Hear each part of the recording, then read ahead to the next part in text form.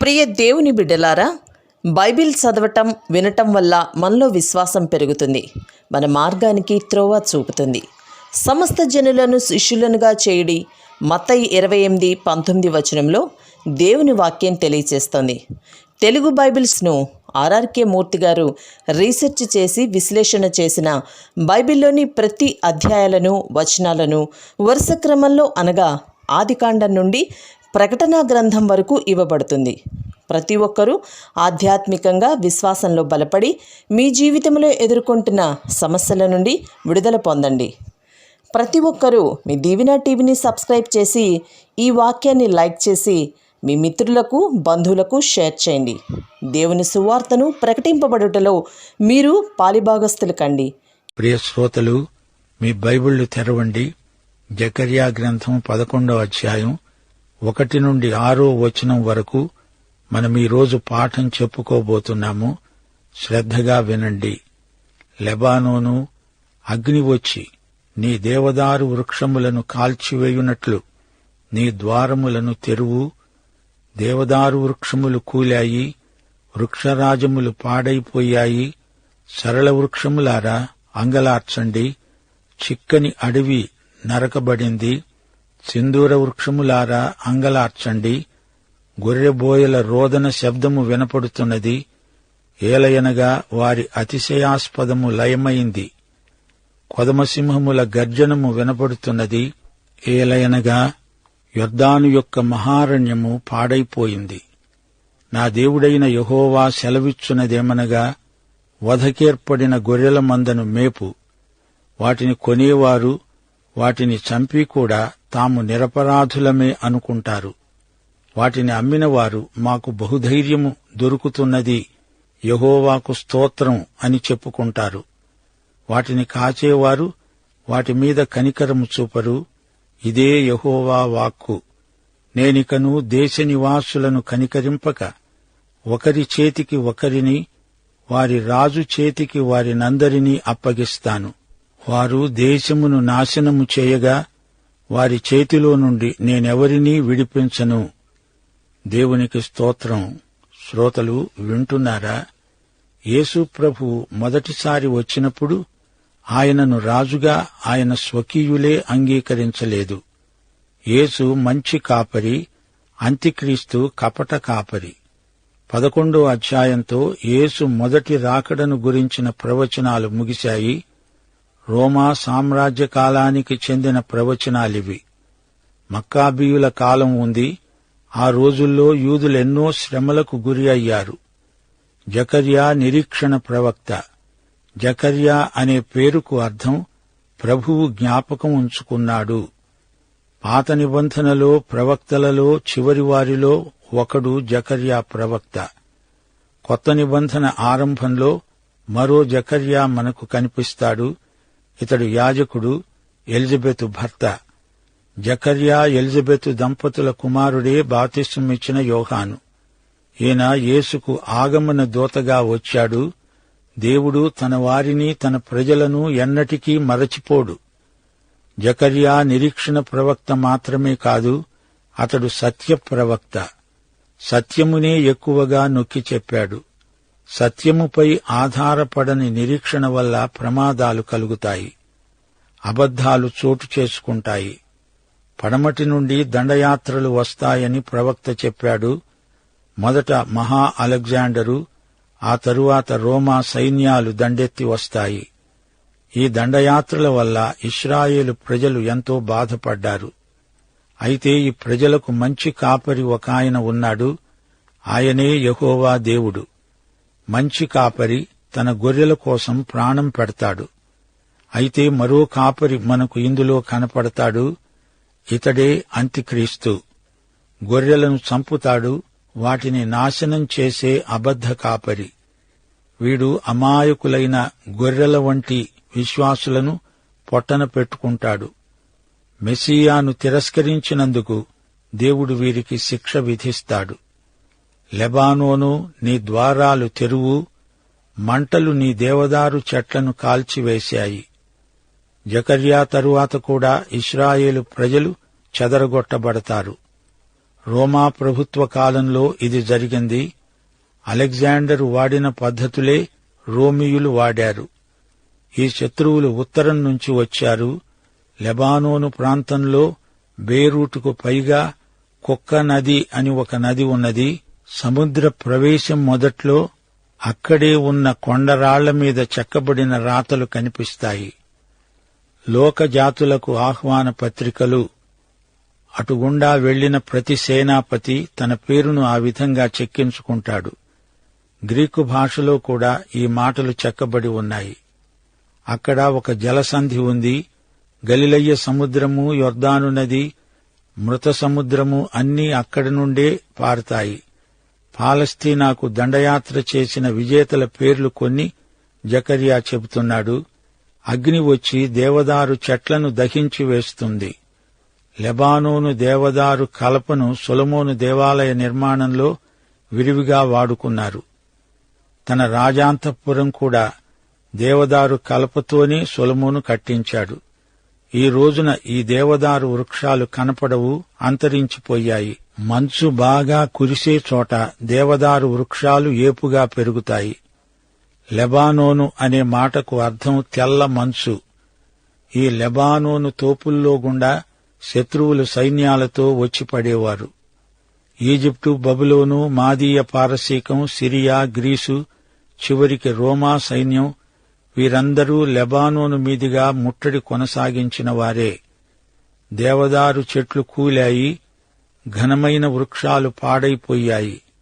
సరళ వృక్షములారా విలపించండి, దట్టమైన అడవి నరకబడింది. బాషానులోని సింధూర వృక్షములారా విలపించండి. ఇశ్రాయేలుకు ఉత్తరాన బాషాను ఉంది. అక్కడ సరళ వృక్షాలు బాగా పెరుగుతాయి. గొర్రెల కాపరుల రోదనం వినపడుతూ ఉన్నది. వారి పచ్చిక మైదానాలు శ్రేష్టమైనవి, అవన్నీ నాశనమైపోయాయి. సింహగర్జనలు వినపడుతున్నాయి. యొర్దాను లోయలోని దట్టమైన పొదలు, ఆ ప్రాంతమంతా పాడైపోయింది. ఈ కాపరులు కపట కాపరులు, ద్రోహులు. వీరు గొర్రెలను పెడతోవ పట్టిస్తారు. సింహాల గర్జన అంటే యువరాజులు, అధిపతులు. నా దేవుడైన యెహోవా చెప్పేది ఏమిటంటే, వధకు గురికాబోయే మందకు కాపరిగా ఉండు. మంద అంటే చెర నుండి తిరిగి వచ్చిన శేషిత ప్రజ. శత్రువులు వచ్చి పడుతున్నారు. ఇశ్రాయేలు ప్రజలకు చెప్పరాని శ్రమలు, బాధలు. వారిని కొనేవారు వారిని చంపినా శిక్ష పొందకుండానే ఉన్నారు. వారిని అమ్మివేసేవారు మేము ధనవంతులమయ్యాము, యెహోవాకు స్తుతి కలుగునుగాక అంటున్నారు. వారి కాపరులు వారి మీద జాలిపడరు. రోమియులు వచ్చిన తరువాత ప్రజల స్థితి ఎంత దయనీయంగా ఉందో. ఇది యెహోవా వాక్కు. ఇక నుంచి నేను ఈ దేశ ప్రజల మీద జాలిపడను. ప్రతి ఒక్కరిని వారి పొరుగువారి వశం చేస్తాను. ప్రతి ఒక్కరిని వారి రాజుకు పట్టిస్తాను. వారు దేశాన్ని దెబ్బతీస్తారు. వారి చేతి నుండి నేను వారిని విడిపించను. దేవుడంటున్నాడు, ఇదంతా నేనే జరగనిస్తాను. వీరు నా నుంచి తొలగిపోయారు. మెస్సియా వచ్చినప్పుడు ఆయనను తిరస్కరించారు, నిరాకరించారు, ధిక్కరించారు. శ్రోతలు, ఆశీర్వాదాలిచ్చే దేవుణ్ణి తిరస్కరిస్తూ ఆయనకు ఎలా నమస్కరిస్తారు? దీవెన కంటే దీవెనలిచ్చేవాడు ముఖ్యం గదా. లెబానోను, తలుపు తెరువు. ప్రజల మీదికి తీర్పు రాబోతోంది. దాన్నెవరూ ఆపలేరు. మీ కాపరిని, మీ రాజును అవమానపరుస్తారా? మీకు తగిన శాస్తి చేయబడుతుంది. ఉత్తరం నుంచి వచ్చే శత్రువులు లెబానోను మీదిగానే వస్తారు. లెబానోను గుమ్మాల గుండానే శత్రుముఖలు వచ్చి పడతాయి. నీ దేవదారు చెట్లను వారు తగలబెడతారు. లెబానోను అతిశయం అక్కడి దేవదారు చెట్లు. అవన్నీ మండిపోతాయి, భస్మీపటలమవుతాయి. సరళ వృక్షాలు ఏడుస్తారా? ఏడవండి, బాగా ఏడవండి, మొత్తుకోండి. సొలొమోను రాజు సరళ వృక్షపు కలపను తెప్పించి దానితో నేల, తలుపులు, కప్పు చేయించాడు. సరళ వృక్షపు మానుతో దావీదు సంగీత సాధనాలు, సితారా, స్వరమండలము మొదలైనవి చేయించాడు. దేవదారు సరళ వృక్షాలు ఏడుస్తాయి. శత్రువు ఈ చెట్లను తగలబెడుతున్నాడు. గోడు గోడున ఏడవండి. చెట్లు కూలిపోయాయి, కాలిపోయాయి. గొప్పవారు కుప్పకూలిపోయారు. ఇది ఉపమానం. గొప్ప యుద్ధవీరులు హతమయ్యారని అర్థం. సింధూర వృక్షాలు, మీరు ఏడవండి. శత్రువు మిమ్మల్ను వేళ్లతో సహా నరికేస్తాడు. లెబానోనే పాడైనప్పుడు బాషాను నీదొక లెక్క, నీకు అదే గతి. అటవీ ప్రాంతమంతా పాడు బీడైపోయింది. అయ్యో మీకు శ్రమ! కాపరుల ఆక్రందన వినబడుతోంది. ఉత్తరం నుంచి యోర్దాను నదీ తీరం వరకు శత్రు సైన్యాలు ముట్టడించాయి. ఎదురైనది ఏదైనా దాన్ని ఈ సైన్యాలు నాశనం చేయకుండా విడువలేదు. అవిగో సింహాలు గర్జిస్తున్నాయి. చెట్లు చేమలు కొట్టివేశాక సింహాలకు దాగే స్థలం లేదు. అందుకే అవి అలా గర్జిస్తున్నాయి.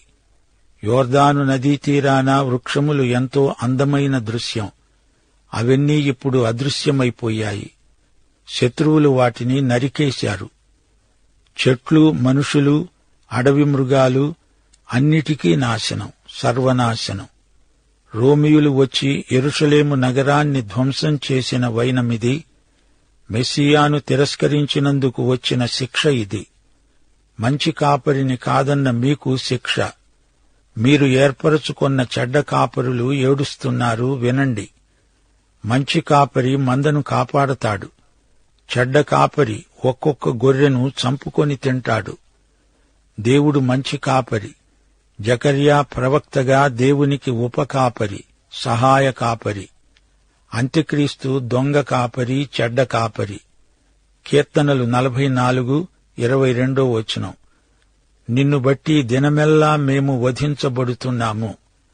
వధకు సిద్ధమైన గొర్రెలమని మేము ఎంచబడుతున్నాము. రోమాపత్రిక 8:36 పౌలు ఇదే వచనాన్ని ఉటంకించాడు. ఈ గొర్రెలను వధించేది కపట కాపరులు. హత్యా దోపిడీ చేయటానికే ఈ దొంగ కాపరులు మందలోకి జొరబడుతున్నారు. గొర్రెలతో వ్యాపారం చేస్తారు. కొనటం, అమ్మటం. గొర్రెల మీద కనికరం చూపరు. తమ స్వార్థాన్నే చూచుకుంటారు గాని గొర్రెల క్షేమం సంగతి వీరికేమీ పట్టదు. యోహాను సువార్త 10:11-13 వరకు ప్రభువు ఈ దొంగ కాపరులను గురించే చెప్పాడు. ప్రభు అంటున్నాడు, నేను గొర్రెలకు మంచి కాపరిని. మంచి కాపరి గొర్రెల కొరకు తన ప్రాణం పెడతాడు. జీతగాడు గొర్రెల కాపరి కాడు. గనుక గొర్రెలు తనవి కానందున తోడేలు రావటం చూచి గొర్రెలను విడిచిపెట్టి పారిపోతాడు. తోడేలు ఆ గొర్రెలను పట్టి చెదరగొడుతుంది.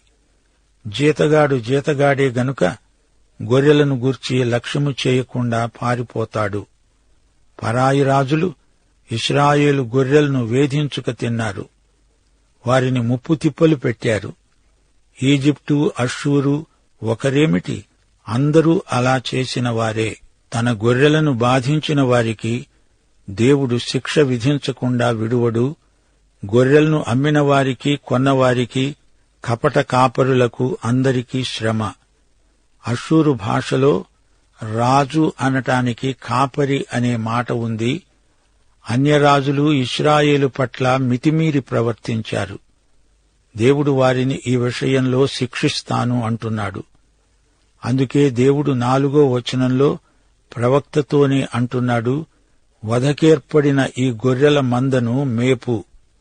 దేశ నివాసులకు అనగా ఇక్కడికి వచ్చిన పరాయి రాజులకు దేవుడే శిక్ష విధిస్తాడు. వారిలోనే వారికి యుద్ధాలు చెలరేగుతాయి. ఒకరికి ఒకరు వశమైపోతారు. ఈ శత్రురాజులు ఒకరినొకరు నాశనం చేసుకునేందుకు తయారవుతారు. దేవుడు వారిని అలా వదిలిపెట్టి చూస్తాడు. ప్రియ శ్రోతలు, వింటున్నారా? ఇది చిట్ట చివరి మందలింపు, దేవుని హెచ్చరిక. ఇశ్రాయేలు జాతికి గొప్ప భవిష్యత్తు ఉంది. దేవుడు వారిని ప్రోత్సహిస్తున్నాడు. అయితే తనవారైనా ఎవరైనా పాపం చేస్తే దేవుడు చూస్తూ ఊరుకోడు. ఈ సంగతి ప్రతిసారీ దేవుడు తన ప్రవక్త ద్వారా చెబుతూనే ఉన్నాడు. జాతిపరంగా ఇశ్రాయేలు మెస్సీయాను తిరస్కరించినందువల్ల దేవుని శిక్షకు గురి కావలసి ఉంది. పట్టణానికి, పరిపాలకులకు, ప్రజలకు శ్రమ. అగ్ని వచ్చి దేవదారు సరళ వృక్షాలను దహించి వేస్తుంది. కట్టడాలు కూలిపోతాయి, రాళ్లు మిగులుతాయి.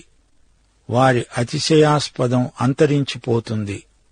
రోమీయుల ముట్టడిలో ఈ ప్రవచనాలన్నీ తూచా తప్పకుండా నెరవేరాయి. దొంగ కాపరులు ఏడ్చినా, సింహాలై గర్జించినా వారి నాశనం తప్పదు అంటున్నాడు దేవుడు. మత్తయి సువార్త 23:38 ప్రభు అన్నాడు, ఇదిగో మీ ఇల్లు మీకు విడువబడి ఉన్నది. గర్జించే సింహాల నోళ్లు మూయబడతాయి. కాపరులై ఉండి తమ మందను ఏమాత్రము కనికరించక గొర్రెలను శత్రువులకు అమ్మివేస్తారు. దేవుని సేవను వర్తక వ్యాపారం కిందికి మారుస్తున్నారు. ఇదంతా చేస్తూ మళ్లీ దేవునికి స్తోత్రం అంటున్నారు. వేషధారణలో వీరు పట్టభద్రులు. ఫిలిప్పీ పత్రిక 3:19 పౌలు ఇలాంటి వారిని గురించే అన్నాడు, నాశనమే వారి అంతం, వారి కడుపే వారి దేవుడు. వారు తాము సిగ్గుపడవలసిన సంగతులను గురించి అతిశయపడుతున్నారు. భూసంబంధమైన వాటి యందే మనస్సుంచుతున్నారు.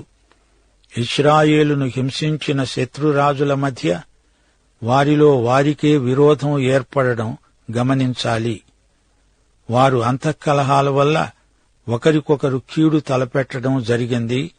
ఏది ఎలా ఉన్నా దేవుని కృపా కనికరములు ఎన్నటికీ తరుగుబోవు.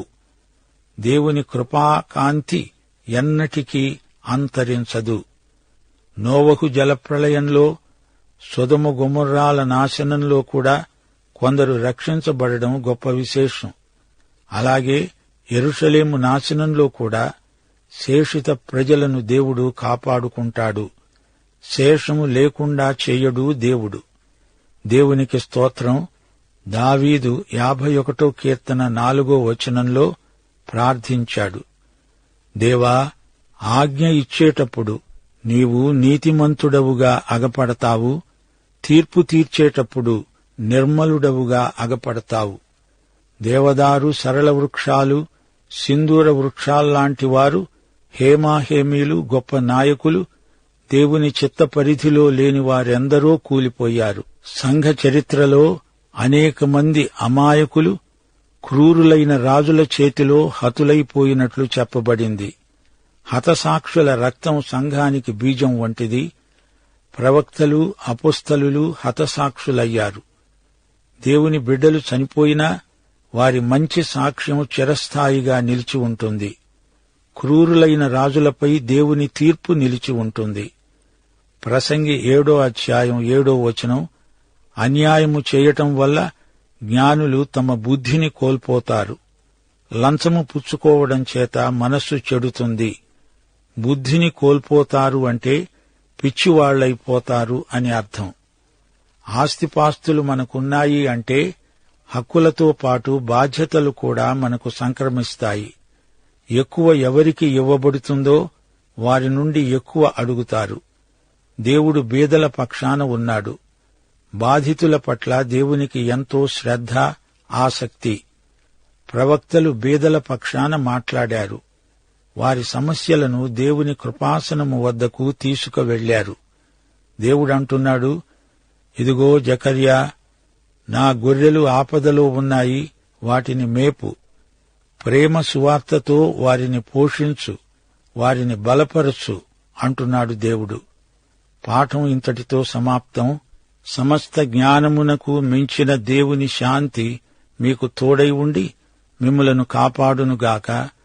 తండ్రి, కుమారుడు, పరిశుద్ధాత్మ అయిన సర్వశక్తిగల దేవుని దీవెన ఎల్లప్పుడూ మీకు తోడై ఉండునుగాక. ఆమేన్.